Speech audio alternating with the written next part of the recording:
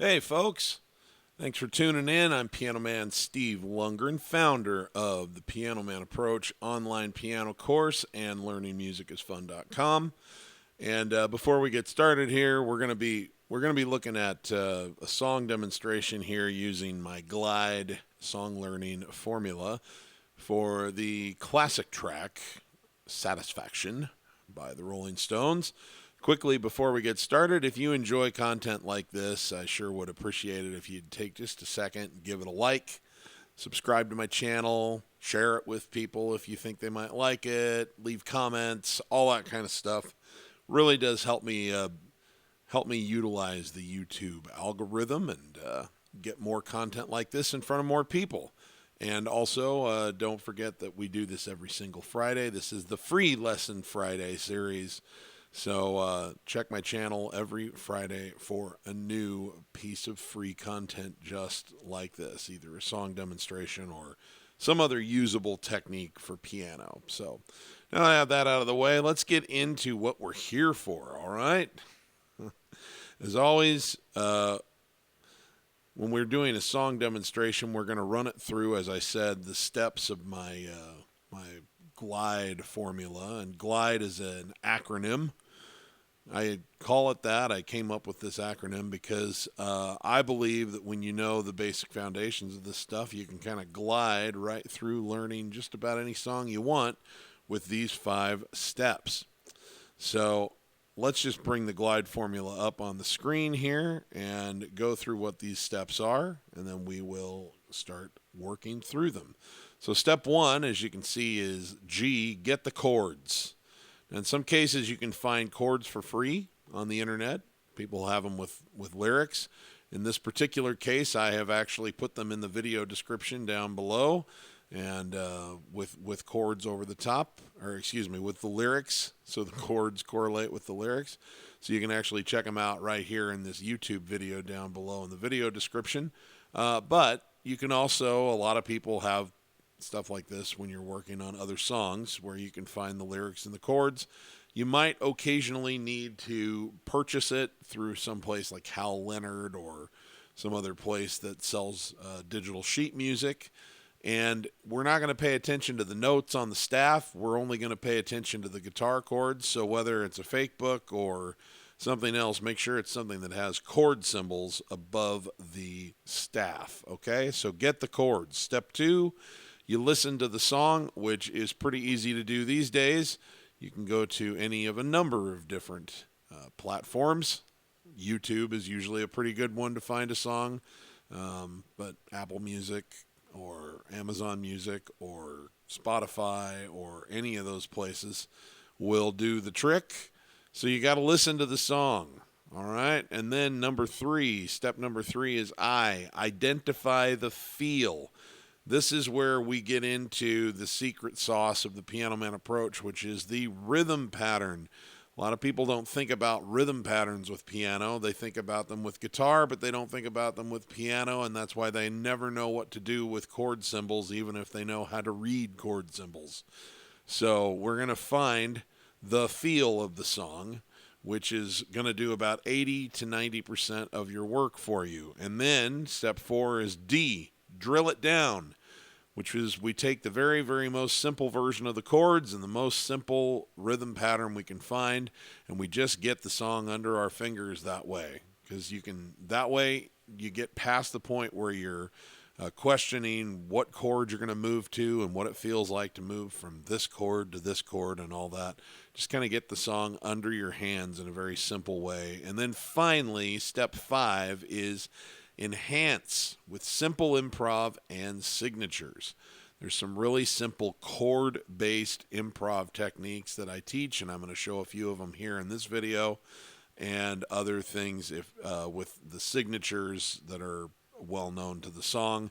That's where you incorporate those, and pretty soon you get yourself a pretty impressive sounding cover, and you can do it awfully quick. So let me get back here to our teaching screen.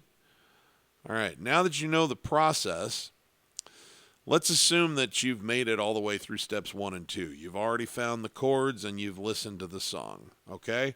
You can pause the video and do that now, or you can just watch this video. We'll go through it, and then you can do it at a later time. It's really up to you. And so now we're ready to pick our essential feel. So if you had listened and gotten the chords, you'd know that this song is in the key of E, right? E major.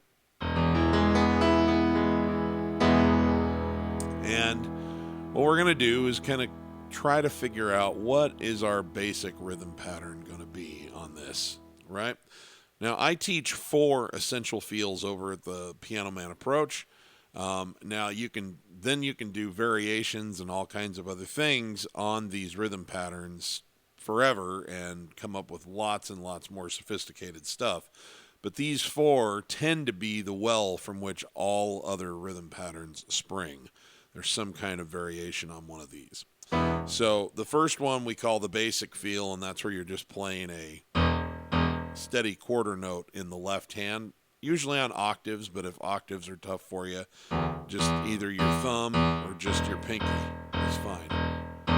But if you can do octaves, so let's just kind of get a 1, 2, 3, 4. Now, the left hand in a rhythm pattern on the piano needs to be thought of as your drummer and your bass player, both. Not one or the other, both. Your drummer and your bass player. This is what's happening down here. Your right hand becomes guitars, keys, strings, horns, everything else that's filling out that foundational rhythm section down here with your left hand. And if you're playing the melody in the right hand, then it also becomes your singer. But we're going to focus more on accompaniment basis today in this video, although I do teach in my course how you can expand out and play melody with your right hand and keep all this other stuff intact as well. So we've got our quarter notes going, and for the right hand, what we're going to do for the most simple version of this is simply play 1, 2, 4, 2, 4, just on an E chord. And I think even to make it a little simpler, I'm going to move it here to what we call root inversion of that chord, E, G sharp, B, right? And then you just test the song out. How does it sound? How does it work? I can't get no satisfaction. I can't get no satisfaction, 'cause I try and I try and I try. And so you're just kind of following the chords, which in this case is A or E to A major, back to E, and then eventually when it says, and I try, it goes to a B chord. I try, and I try, and I back to A. I can't get no. Okay. That's not too bad. That's got a decent rhythmic foundation. So then we check the other ones. Do they work? Well, the next one's called the heartbeat feel. Bum, bum, bum, bum, bum, bum. And we just play quarter notes on the chord up top.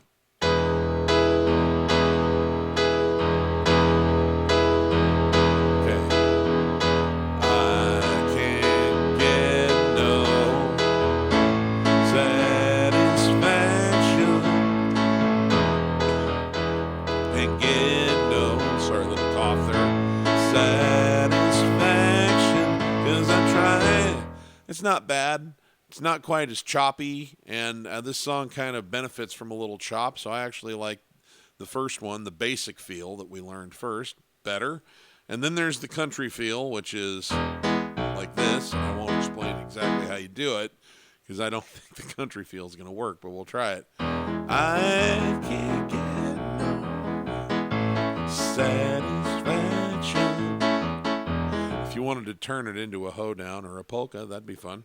But that's probably not going to work. And then we can rule out the fourth, which is a waltz feel, because a waltz is always going to be in three beats per measure instead of 4. And this has clearly got 1, 2, 3, 4 in a measure. So my personal feeling is we should go with the basic feel. I can't get no satisfaction.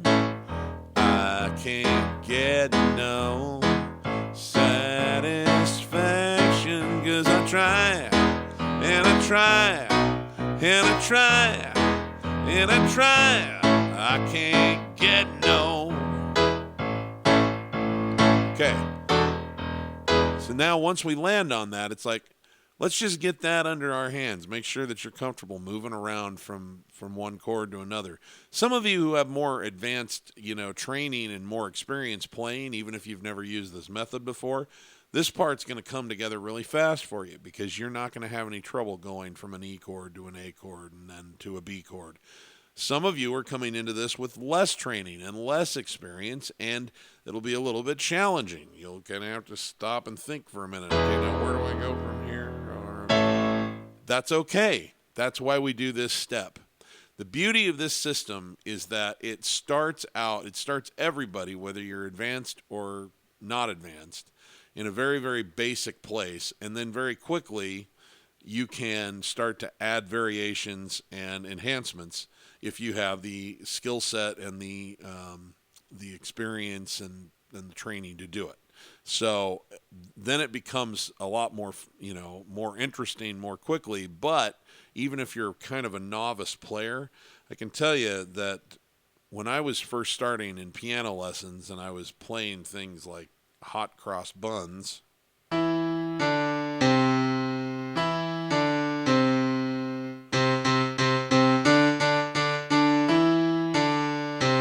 right? It would have been really thrilling to have been given the tools to go, I can't get no satisfaction. I can't get no. That was a huge step up. So everybody's got where you are, and whatever version is available to you at this time.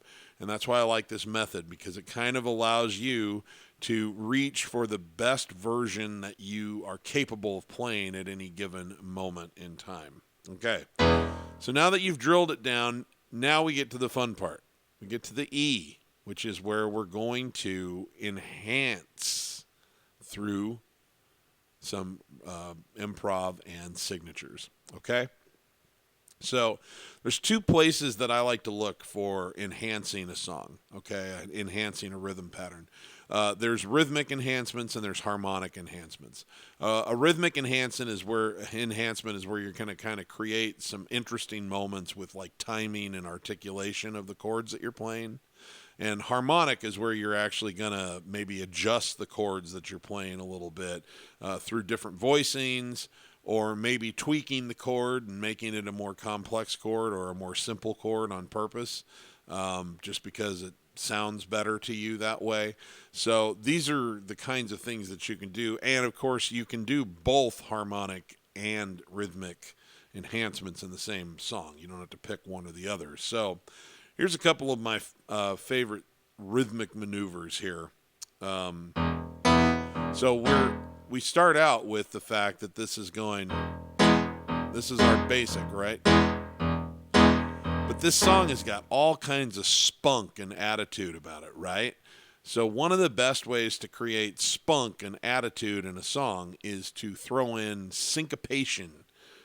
That's backbeats, offbeats, right? So 1, 2, 3, and 4.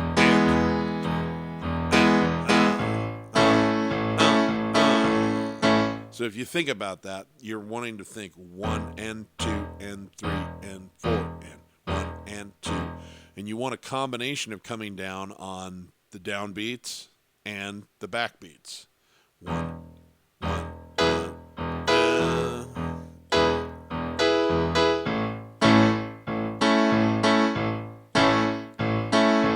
1 and 2 and 3 and 4 and 1 and 2 and 3 and 4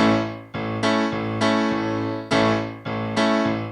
See how different that makes the song sound all of a sudden from I can't get no satisfaction, and then all of a sudden I can't get no satisfaction. I can't get no.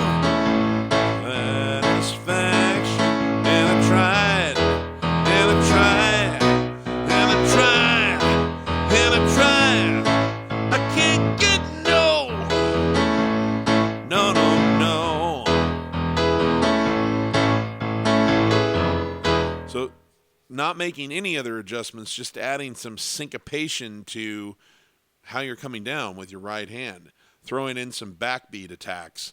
Oh my goodness. And there's a lot of different ways you can do it. You could start out much more simple, like just try like one backbeat and one downbeat.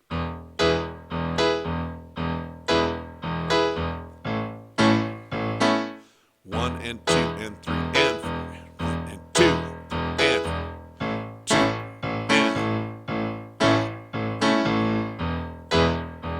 and literally, you know, like it might help. Think about Mick Jagger like doing a little grunting. Oh,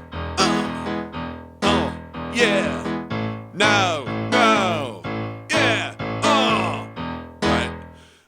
I mean, he's gonna do a lot of that backbeat sort of grunting and no. Anyway, sorry, I get a little carried away sometimes with my impressions, which are not very good, but I do them anyway. So that's one thing that I think is a really, really useful one. You can also sometimes play around with what I call toggles and arpeggios. Toggle is just where you play the top part of the chord and then toggle to your thumb and then back up like that. So there might be room for that, and you can toggle on backbeats.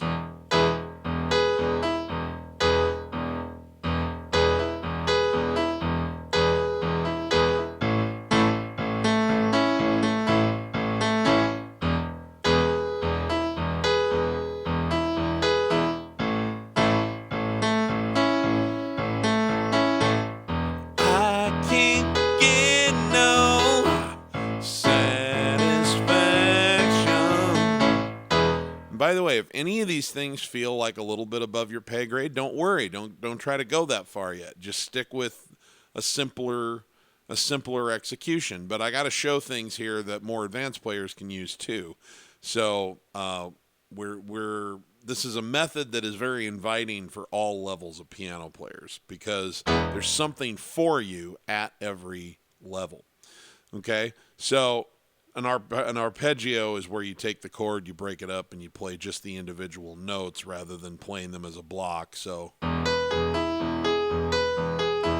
it's a little bit on the kind of happy, kind of hokey side for a song like this. So I don't hear as much utility for it. But again, you can still incorporate those kind of spunky backbeats.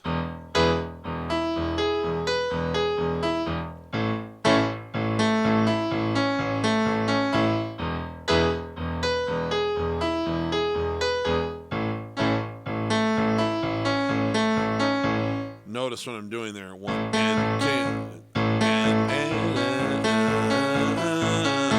and it's all backbeat. 1 and right. So I'm kind of just playing on the backbeats only. Again, it might be a little more complicated than somebody who's just kind of getting started with this is going to be able to do. You might not be able to have get the independence between your hands down yet with that. That is okay. The way that you build hand independence is that you take simpler things and you master them. That prepares your brain and your fingers and your muscles and all of that stuff, everything that has to work together. There's nerves that have to fire, muscles that have to fire. You have signals that have to be sent from your brain down the spinal cord and then out into your arms and all that stuff. It takes time, and when you master something that's more simple, it literally is building a foundation and a highway for information to travel down that make it so that you're ready now to master something a little more complicated. And when you master that, something a little more complicated after that. It's a compounding process. So don't overestimate what you're going to be able to do next week, but don't underestimate what you might be able to do next year if you just kind of keep at it a little bit here and there. Okay? So then the next thing that you can look at is harmonic enhancements. Now, in this particular case, there's two that stick out to me really, really right away. One is the use of what I call a power chord. Power chords are really popular in kind of hard rock music and really just bluesy rock music in general. What it means with a power chord is that normally you're playing 1, 2, 3, 4, 5. It's a triad. 1, 3, 5. Right? But you take the 3 out, and it's just the 1 and the 5. That's your power chord. It doesn't sound sad like a minor chord. It doesn't sound, but it doesn't sound quite as happy and potentially cheesy as a full major chord either, right? It's a little neutral, and therefore it gives it potentially a little more attitude. So now what I'm going to do is then also another thing you can do is change the inversion of the chord. You can change the nature of the chord, which is going from a major to a power chord, but you can also change the inversion that you're voicing the chord in.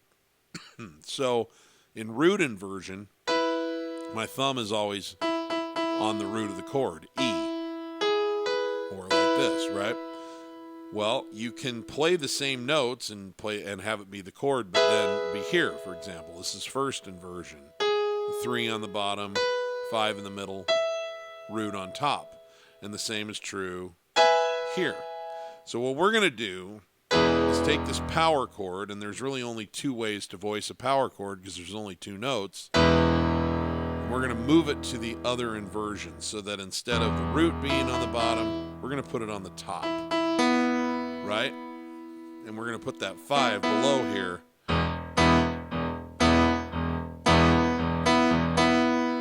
See how that has suddenly now when you throw in a little bit of that syncopation and you're playing that E power chord instead of a major chord, I can't get no satisfaction. I can't get no reaction. And I try. Okay. Suddenly now you're working with something a little more edgy, right? Because power chords have a little more of an edge. So you can take that and apply it to any song that has more of an edge. You don't have to change everything to a power chord, but you can change maybe like just when it goes to the main key signature chord. Maybe you always play that as a power chord or something, but it just adds a little something, a little more of an edgy texture. Now, I happen to like in this song, you can also make the chord more complex instead of making it simpler. And making it a power chord is actually making it simpler because you move it from 3 notes to 2 notes, right? But what I'm going to do is I'm going to play when we go to the other chords besides E. So we're going to make the key signature, the tonic chord, as they call it. We're going to make that a power.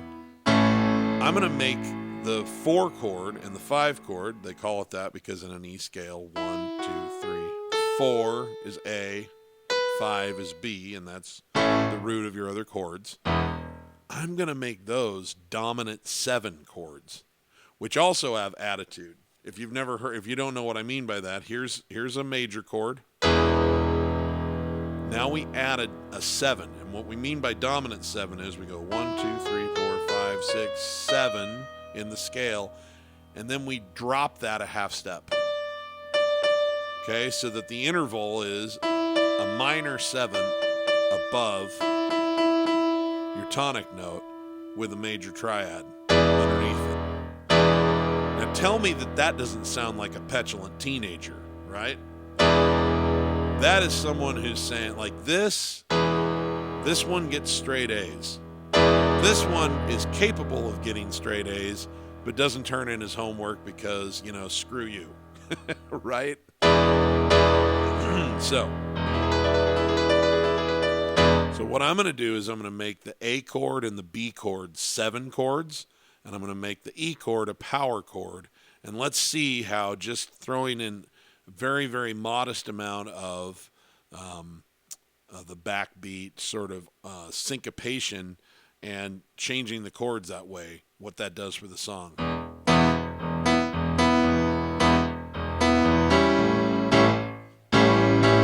Now notice what I'm doing for the ease of it, okay? For the ease, I'm playing here. My hand is already here. So now, here's an A chord rather than reach all the way up to play that 7 here, there's another G right below here, so I just move my thumb down. And I'm voicing it in this inversion with the 7 on the bottom. And I'm doing it for no other reason than that way I don't have to move my hand very far. It's already here, pretty much gets to stay in the same place.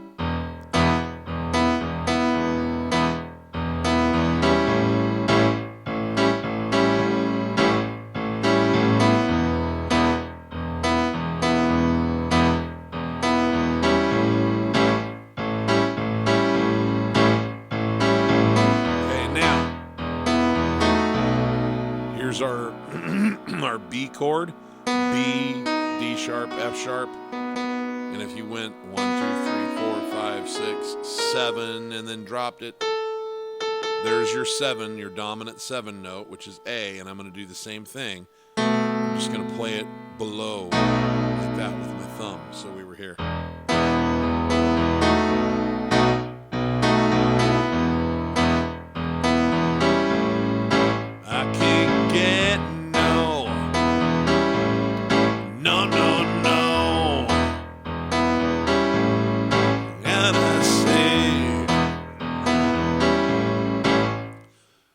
When you get that up to tempo, it's starting to sound pretty cool. I can't get no satisfaction.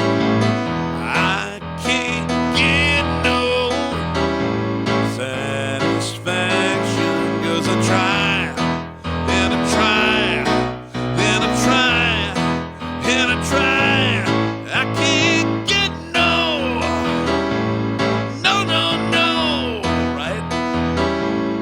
just those couple of harmonic changes, right?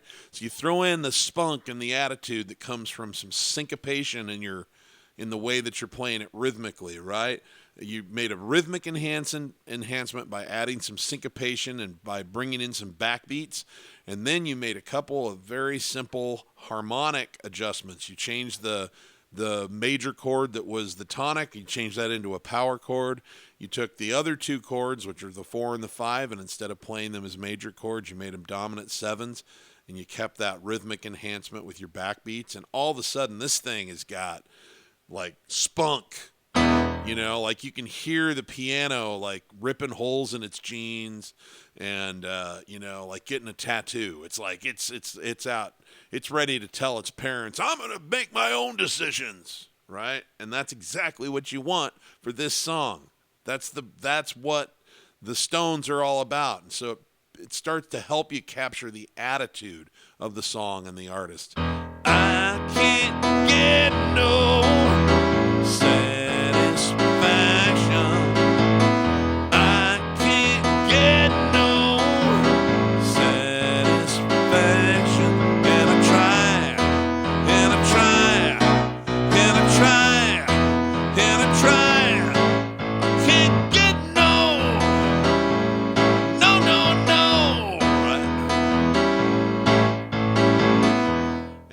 It just totally brings the song alive.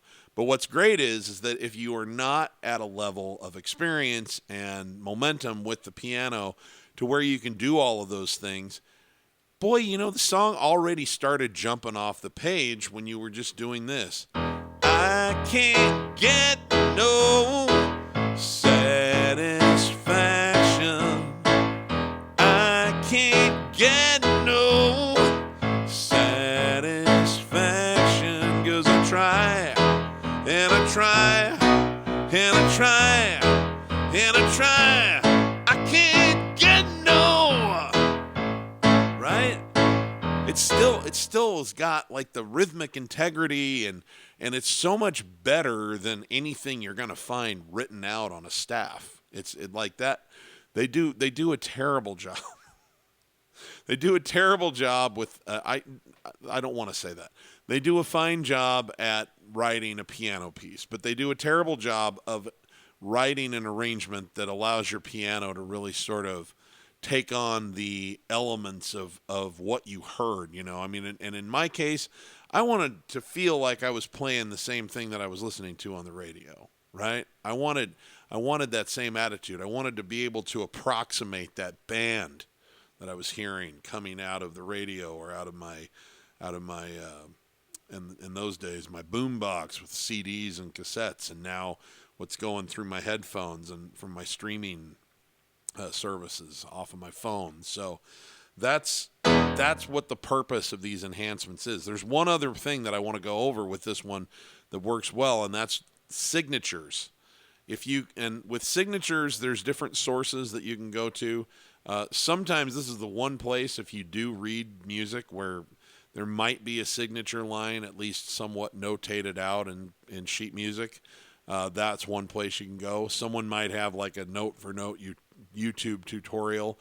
I have a few of those. I don't do a lot of those. I'd rather talk big picture like this. But somebody might have that out there, and you can just learn that little spot, little signature line. And a signature line, by the way, is something that's very, very, it's a hook line instrumentally that's very associated with the song, so it's beyond just the chords. 90% of the song are the chords and the lyrics and the melody, but every once in a while there's something that's particularly well known that you want to pick up, and it may or may not have been done on piano, so you got to find a way to adapt it to piano. So a YouTube tutorial might be it.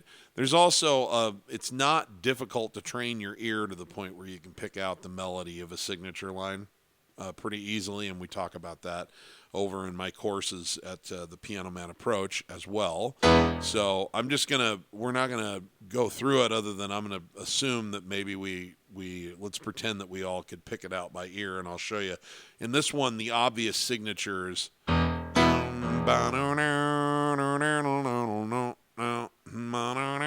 which is that guitar line, right?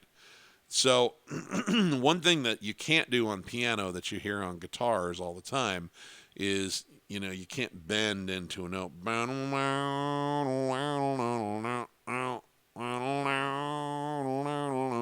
We're going to have a clean attack on every note. So don't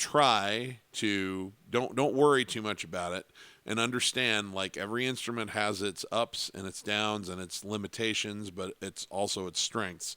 What we're going to do is just try to find the way to do that works best for piano. A couple different ways that strike me. Basically, it's a B, D, E, B, C sharp, D, C sharp, D, C sharp, D.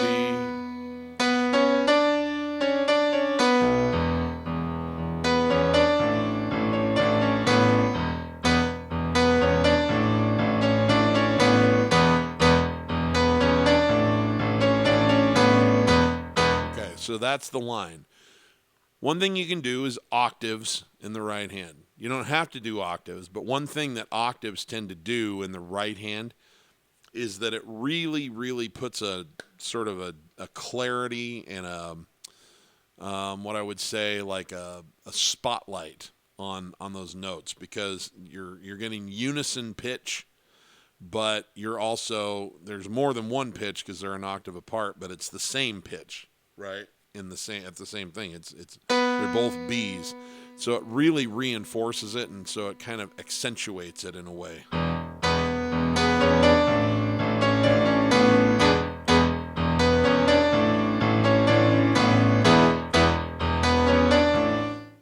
And what you can do, since we're on B's, that's part of an E chord, you can also play, if you want, that E with it and get your little E power chord in.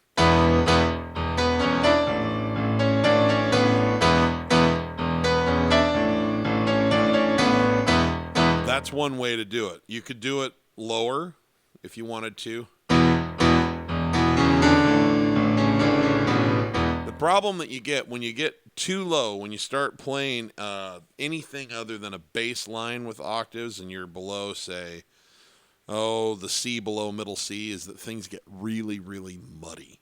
So I'm not telling you can't ever do it. I'm just saying that's if you're dissatisfied with what it sounds like down there, it's because these lower frequencies, when you play them like that, they get awfully muddy, and it's a little harder to it doesn't have the same effect. There's a balancing effect. You kind of want as much of your work with your right hand to take place above, I would say, from the F below middle C and above, and you want as much of your left hand work to be from the G below middle C and below. So that's just a rule of thumb. You can violate the rules sometimes. It's no big deal. Now, the other thing that you can do is you don't have to play it in octaves. It could just be.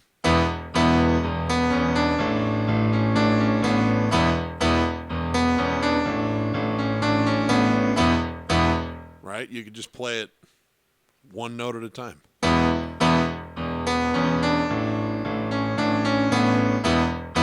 The only thing I don't like about that personally is that I don't think it really highlights it that much. You know, it's like it can kind of get hidden a little bit, but it still sounds good. So that's a perfectly fine way to do it. But what I might probably do rather than either of those, and this is a little more of an advanced technique, is what I call pinky anchoring, okay?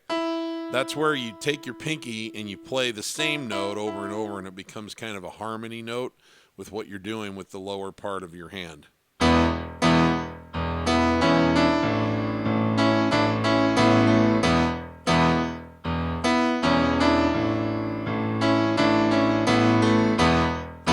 And some might say, Steve, that note's not in the original recording. And I'm like, I know, but this is where I'm doing something the piano can do that the guitar doesn't do very well, right? Just like the guitar has things it can do that the piano doesn't do very well. Since I'm playing it on piano, what I'm trying to capture is the essence of that, but I also want to make it translate as well as possible to the instrument I'm actually on. So that's what I would most likely do, and I wouldn't try to put it in every single place that it is in the song, because there's, Mick Jagger's going, I can't get no, over the top of it a lot, and you don't have to do it every single time, but I would definitely start the song that way, like.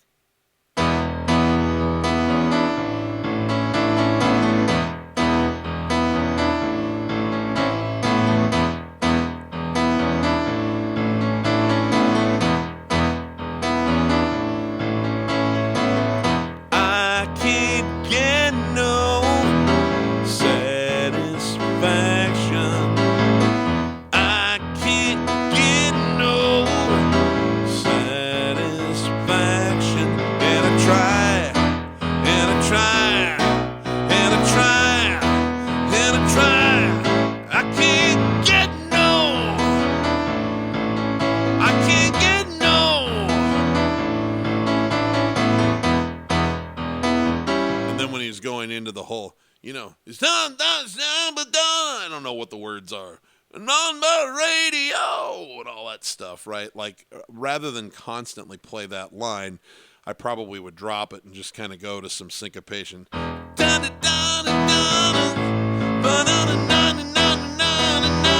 then when he finally gets back to, I can't get no.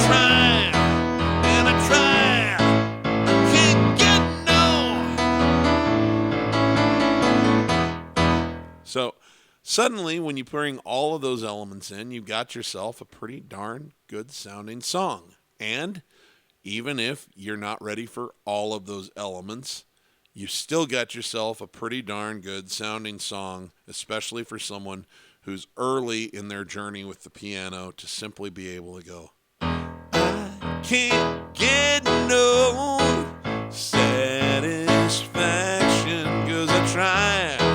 And I try, and I try, and I try. I can't get no.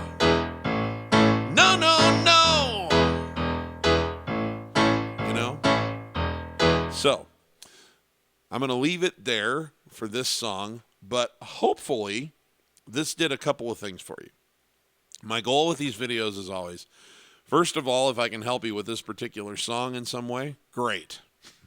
But really, the song is just a way for me to show you some tools that I hope you'll be able to put in your toolbox and use on other music that is of your choosing, right? Because we all have different tastes, but these tools are universal. They're all applicable and transferable to all different genres and eras. This is the building blocks, literally, of all popular music from the early 20th century to the present day. I mean, we're talking jazz and Dixieland and country and bluegrass and, rock and roll and, dance pop and all different kinds of stuff. Crooners, you name it, the building blocks are in the tools that I'm teaching here. We don't use every single tool in every single song, but there might be many other songs that a power chord could be useful to you for, and maybe you never thought to use one. There could be many songs where this rhythm pattern is a great basis, and whether you dress it up with some enhancements or you're not ready for that and you just play the simple rhythm pattern, great. Go for it. It's a place to start. It's a doorway in.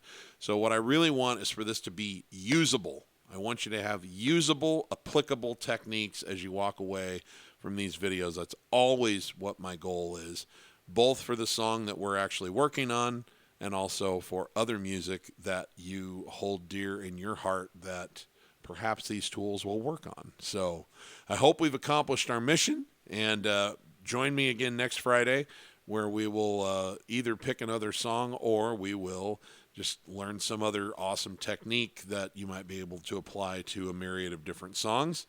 I had a lot of fun doing this. I hope you enjoyed watching it. And join us at thepianomanapproach.com. Come check us out, get some free goodies, and learn more about the course, and be a part of our little community there if you like. You're always welcome.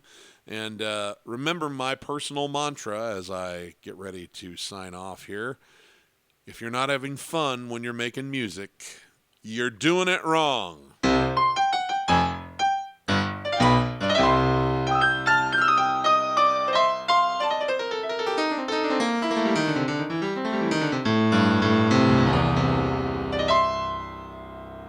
Hope to see you on another free lesson Friday, and check out my links down in the video description. Bye-bye.